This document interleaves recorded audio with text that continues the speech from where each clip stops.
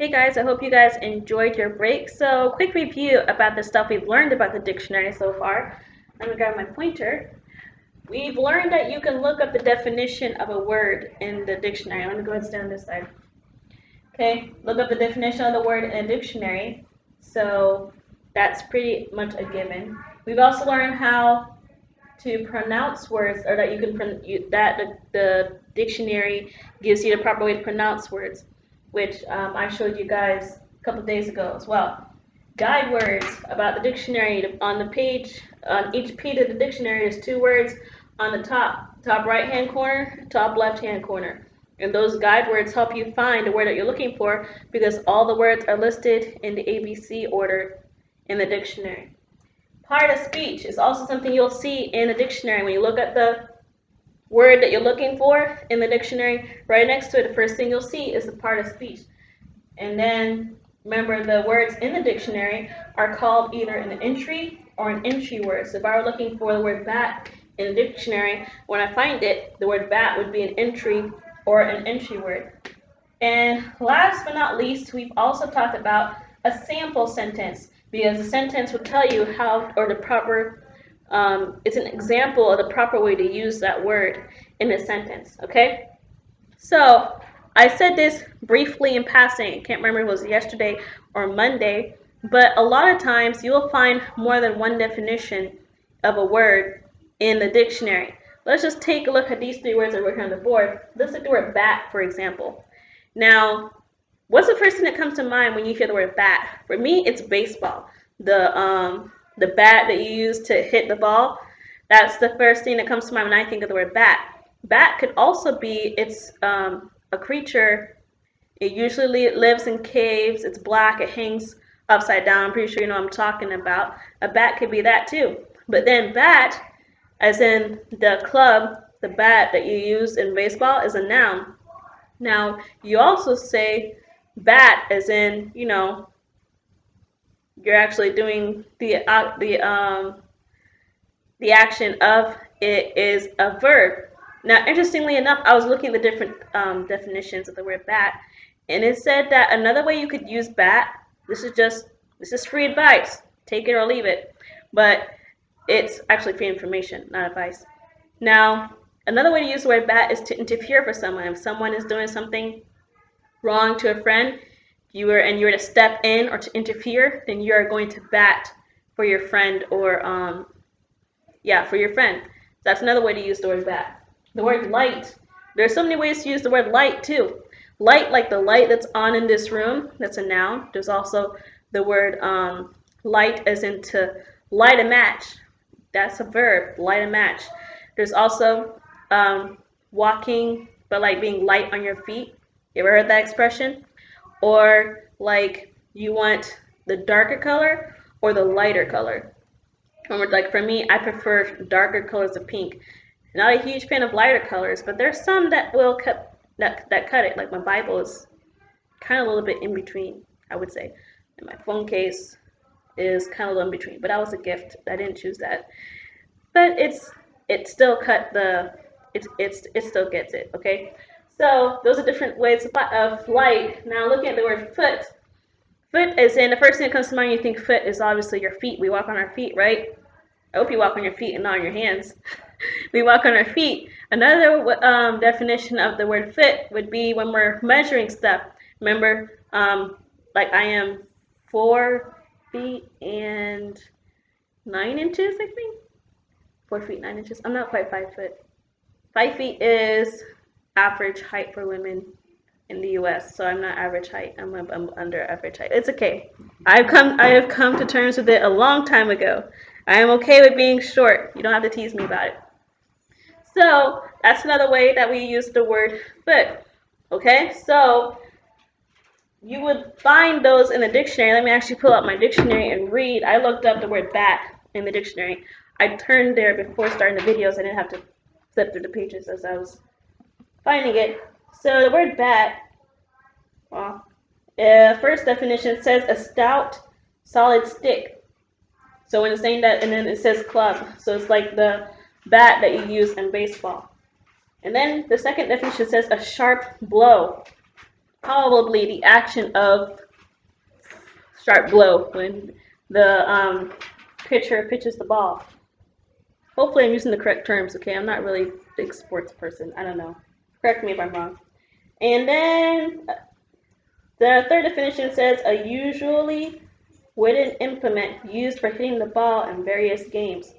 Okay, I guess I was wrong. So the first definition of a stout solid stick wasn't referring to baseball. It was just like the stick, just a big solid heavy stick, really.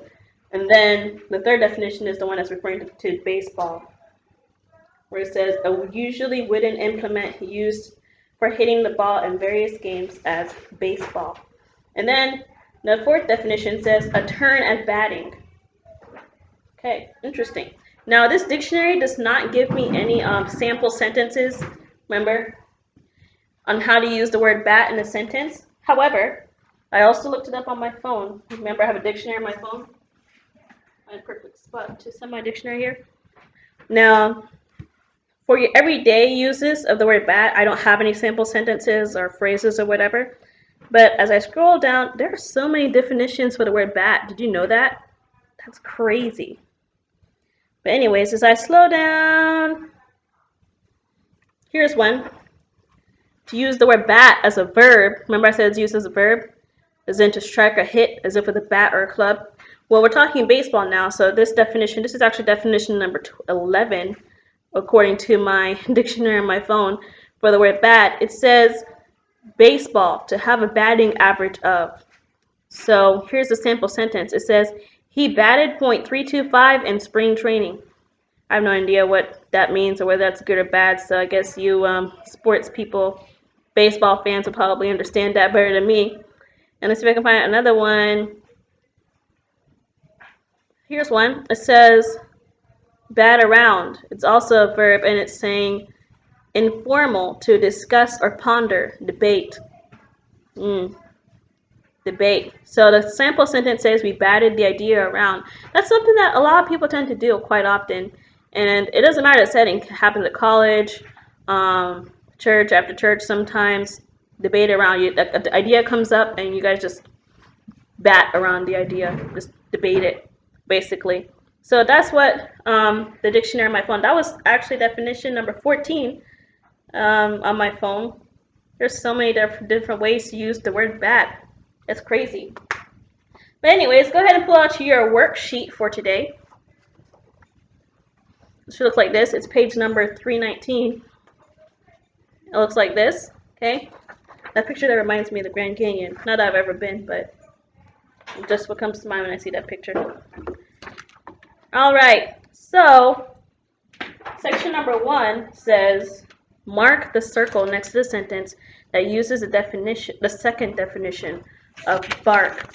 Okay, so you have the word bark right here, and like it would have been in a dictionary, this would be your entry or entry word. Right next to it gives us the part of speech. The part of speech is a noun. It gives us the first definition, which is the loud sound a dog makes. That's usually what comes to mind whenever we hear whenever we hear the word bark, isn't it? Well, the second definition says the outer covering of a tree. So that's the definition we are looking for. We're looking to see that they're using that definition in the sentence, the outer covering of a tree. It's bark. All right, let's read the two sentences there in section number 1. My dog began to bark when I left for school. Well, that's not the definition we're looking for. That's the first definition, the loud sound a dog makes. The second sentence says the bark on an aspen tree is white. Well, this one is using the second definition, the outer covering of a tree. So you're going to be coloring in the circle or filling in the circle that's this next to the second sentence. The bark on an aspen tree is white. Section number 2, I'll let you do that on your own. It says mark the circle next to the first definition. Okay, that's pretty easy. You go up there, look at bark, then it says noun, and then what's number 1. I already said it, so I'm not going to say it again. Okay, and then you're going to do sections number 3 and 4 on your own. Section number 3 says write a sentence using the first definition of bark. That should be pretty easy. I'm going to use it right now. Remember, it's the loud sound a dog makes, right? Well, First thing that would happen if you entered my home in Togo, West Africa, if you came inside, now we have like you guys here in the US, you guys have fences built around your homes. We have walls built around our houses to keep thieves and unnecessary stuff out, okay? So you would come in the gate to come inside. So when I say come inside, I don't mean come inside the actual house. I mean come inside. As soon as you come inside the gate to my residence, let's leave it like that, okay?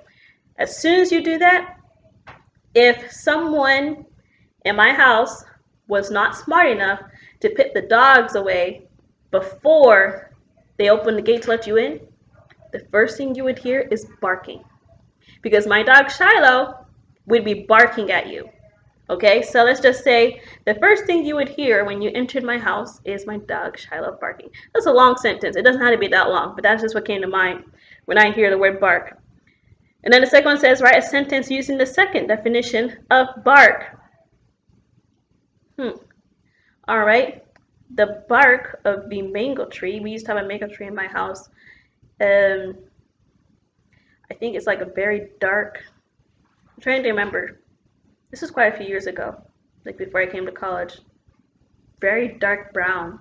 It wasn't very nice to touch when the bark. I'm not sure what's the proper term for it, but when it was bleeding, the sap was coming. It's disgusting. But anyways, look at the bottom of the page. Dictation. Today's dictation is you guys writing two separate words on those two different blocks. So in the first block, see right here, there's two different blocks. There's this block and then this block. So I'm going to say the one for this block first. It's two words. Listen carefully. Blueberry muffins. I love blueberry muffins, by the way. Makes my mouth water just to say them. Blueberry muffins. Okay, and then the next block is lemon pie. That sounds good. That sounds like it might taste good. I don't think I ever had that before. Lemon pie. Okay, so that is it for today for phonics. I hope you guys have a wonderful day, and I hope you guys enjoy learning more about the dictionary. I enjoy talking about it or teaching you guys. I hope you guys enjoy learning. I enjoy teaching. Let's say that. Okay, bye.